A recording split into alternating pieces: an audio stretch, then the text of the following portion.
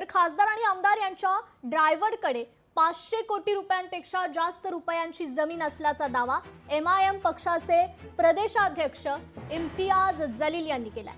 फक्त एका 500 रुपयांच्या स्टॅम्प पेपरवर हा हिबानामा केला असून हा घोटाळा 8.5 एकरांचा असल्याचा दावाही त्यांनी केलाय। सिटी सर्वे ऑफिसरवर खासदार संदीपान भुमरे आणि त्यांचा मुलगा आमदार विलास भुमरेंनी दबाव टाकल्याचा हा आरोप केला गेलाय। या प्रकरणाची उच्चस्तरीय चौकशी करण्याची देखील मागणी आता जलील यांनी केली आहे। एका ड्रायव्हरच्या नावावर 150 कोटी रुपयाची जमीन आली। ती फक्त 3 एकर जमीनच्या बाबतीत आपण बोलत होतो। आता माझ्याकडे जे डॉक्युमेंट्स आहेत ते पूर्ण 8.5 एकर जमिनीचे आहे।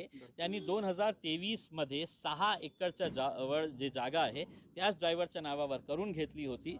की सगळं नियम डावलून कशा प्रकारे सरकारी विभाग जे आहे, गव्हर्नमेंट ऑफिसेस जे आहे, पोलीस आहे, एजन्सीज आहे, कशा कॅज्युअली हे घेत आहे ते याच्यामध्ये सविस्तर सखोल चौकशी करण्याची आवश्यकता आहे।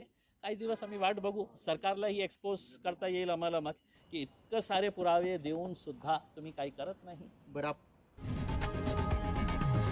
लोकशाही मराठी ऐका, पहा, जागरूक रहा।